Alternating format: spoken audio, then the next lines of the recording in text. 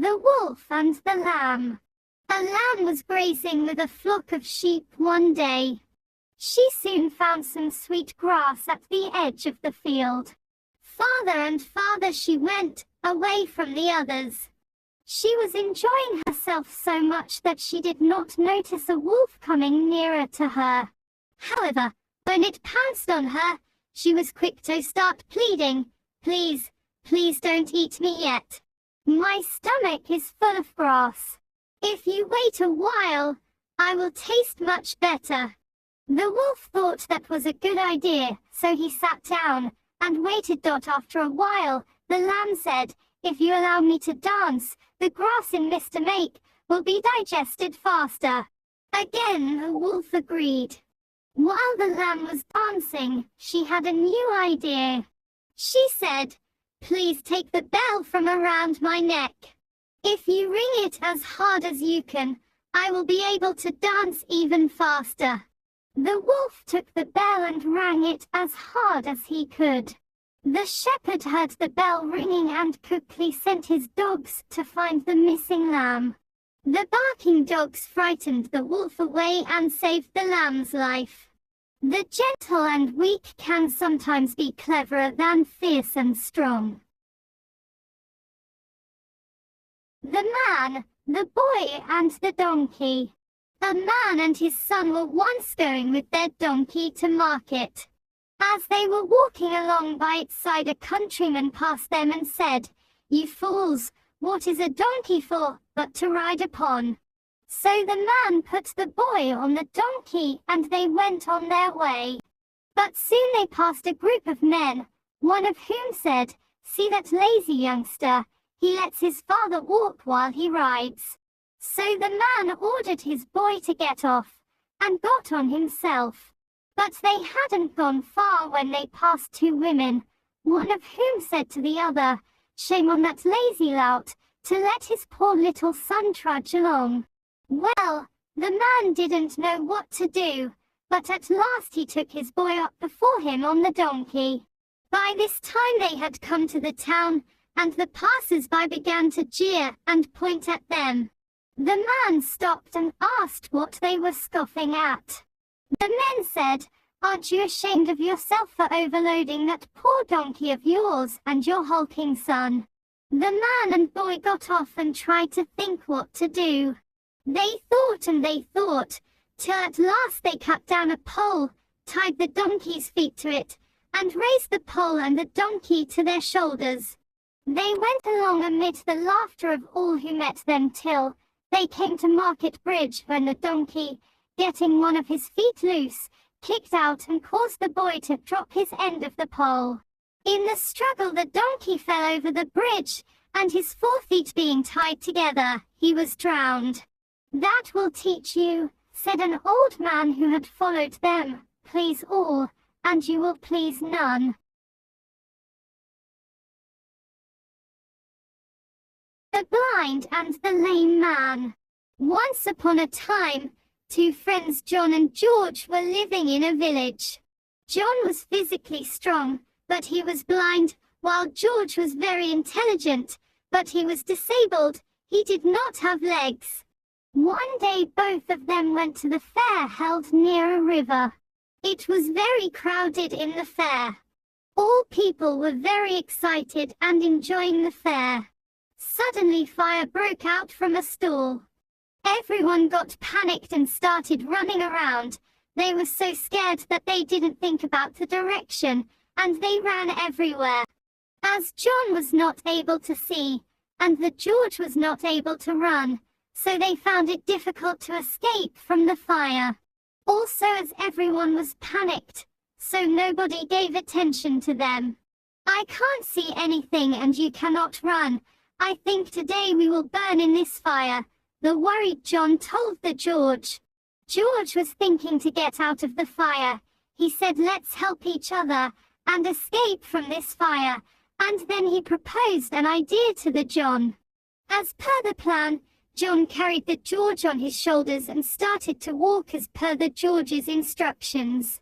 Soon they both figured out that it's easier to escape from any bad situation by helping each other. Now they both wanted to help others. George asked John to take him to the announcement booth.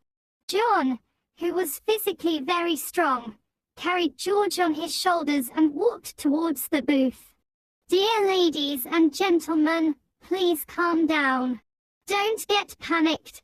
We can control this fire and can save thousands of lives. But if you will run like this, then people may die because of stampede," George announced on the mic. But the panicked people were not able to hear the announcement. George repeated his urge many times and then he said, "There is a river nearby. If we all help, then we can stop this fire. I don't have legs and my friend doesn't have eyes, but we are trying to help others. I request all of you to help each other in this critical situation." Few young men heard George's urge, and they raised their hands for help. They collected all the containers from the fair and filled those with the river water and poured that into the fire. Soon other people also joined hand, and then they all lined up to pass the filled and empty containers from river to the fire spot and vice versa. Because of everyone's help, the fire was controlled. John and George not only help each other, but they helped everyone to come out from a bad situation.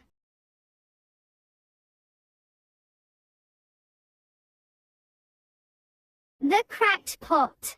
Once upon a time there was a water bearer in India who had two large pots, each hung on each end of a pole which he carried across his neck. One of the pots had a crack in it, and while the other pot was perfect and always delivered a full portion of water, at the end of the long walk from the stream to the master's house, the cracked pot arrived only half full. For a full 2 years this went on daily, with the bearer delivering only 1.5 pot full of water in his master's house. Of course, the perfect pot was proud of its accomplishments, perfect to the end for which it was made. But the poor cracked pot was ashamed of its own imperfection, and miserable that it was able to accomplish only half of what it had been made to do. After 2 years of what it perceived to be a bitter failure, it spoke to the water bearer one day by the stream. "I am ashamed of myself, and I want to apologize to you." "Why?" asked the bearer. "What are you ashamed of?" "I have been able, for these past 2 years, to deliver only half my load, because this crack in my side causes water to leak out all the way back to your master's house. Because of my flaws, you have to do all of this work, and you don't get full value from your efforts," the pot said. The water bearer felt sorry for the old cracked pot, and in his compassion he said, "As we return to the master's house, I want you to notice the beautiful flowers along the path." Indeed, as they went up the hill, the old cracked pot took notice of the sun, warming the beautiful wildflowers on the side of the path, and this cheered it some. But at the end of the trail, it still felt bad because it had leaked out half its load, and so again it apologized to the bearer for its failure. The bearer said to the pot, "Did you notice that there were flowers only on your side of your path, but not on the other pot's side? That's because I've always known about your flaw, and I took advantage of it. I planted flower seeds on your side of the path, and every day while we walk back from the stream, you've watered them. For 2 years I have been able to pick these beautiful flowers to decorate my master's table. Without you being just the way you are, he would not have this beauty to grace his house. Each of us has our own unique flaw. But it's the cracks and flaws we each have that make our lives together so very interesting and rewarding. You've just got to take each person for what they are, and look for the good in them." The farmer and the well. A farmer faced shortage of water for his farm.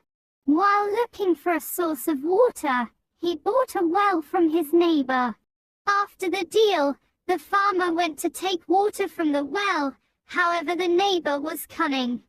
He refused to let the farmer take water from the well. On asking why, the neighbor replied, "I sold the well to you, not the water," and walked away. The farmer was stunned and didn't know what to do.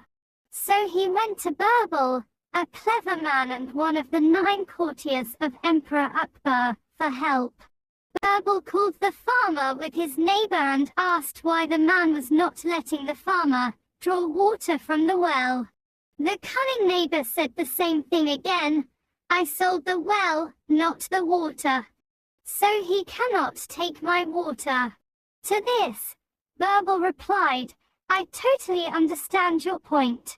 But if you have sold the water, and the water is yours, then you have no business keeping your water in his well. Take away your water or use it all up immediately. If not, the water will belong to the farmer who is the owner of the well." The neighbor realized his mistake and left after apologizing to both. Moral: cheating will not get you anything and you'll pay for it soon enough. Sleepy teacher. A school teacher used to take a short nap every afternoon. When his pupils asked him why he did so, he said that he went to dreamland to meet ancient sages.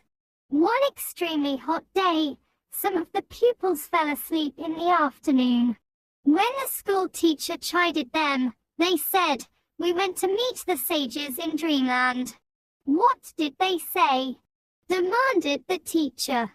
"We asked them if a school minus teacher came there every afternoon, but they said they had seen no such person." A mother and a baby camel were lying around, and suddenly the baby camel asked, "Mother, may I ask you some questions?" The mother said, "Sure." "Why, son, is there something bothering you?" Baby said, "Why do camels have humps?" The mother said, "Well, son, we are desert animals, we need the humps to store water and we are known to survive without water." Baby said, "Okay, then why are our legs long, and our feet rounded?" The mother said, "Son, obviously they are meant for walking in the desert. You know, with these legs I can move around the desert better than anyone does." Baby said, "Okay, then why are our eyelashes long?" "Sometimes it bothers my sight." Mother with pride said, "My son, those long thick eyelashes are your protective cover. They help to protect your eyes from the desert sand and wind." Baby, after thinking, said, "I see. So the hump is to store water. When we are in the desert, the legs are for walking through the desert, and these eyelashes protect my eyes from the desert. Then what in God's name are we doing here in the zoo?" Moral: skills, knowledge, abilities and experiences are only useful if you are at the right place. The boy who learned to control his anger. Once there was a boy who had a bad temper. One day, his father gave him a bag of nails and told him that every time he lost his temper, he must hammer a nail into the back of the fence while chanting, repeating God's name. The boy carefully followed his father's instructions and on the very first day, had driven 37 nails into the fence. Over the next many weeks, every time he got angry he started chanting and went to hammer a nail into the fence, even though his anger made it difficult to drive the nail in steadily. After some time, the boy discovered that chanting made it easier for him to control his anger and hammer those nails into the fence properly. Soon, he realized that he was chanting even when he was not angry. As his chanting increased, his anger started to reduce, and so did the number of nails hammered into the fence. Finally, the day came when the boy didn't lose his temper unnecessarily and could chant peacefully for many hours a day, even while doing other activities. He told his father about this, and the father suggested that the boy should now pull out one nail from the fence for each day that he did not get angry. The days passed, and the young boy was finally able to tell his father that all the nails were gone. The father then took his son by the hand and led him to the fence. He said, "You have done well, my son. Now look at the holes in the fence. The fence will never be the same." Many times, we do things with an incorrect attitude, like being angry, impatient, etc., without realizing the result of our actions. We often hurt other people, physically or verbally, but do not realize that the wounds we cause are like the holes in the fence. They don't go away by just saying sorry. So, always depend on chanting. It will help you remove any defects, just as it helped overcome your anger. That is the power of God's name. Moral: defects of personality like anger, greed, jealousy, etc. cause harm not only to others, but also to oneself. Regular spiritual practice of chanting helps overcome such defects greatly and gives the experience of happiness and peace.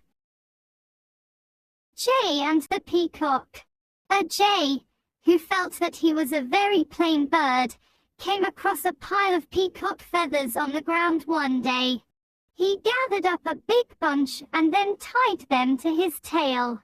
Very pleased with himself and the way he now looked, he left his friends behind and strutted towards a group of peacocks.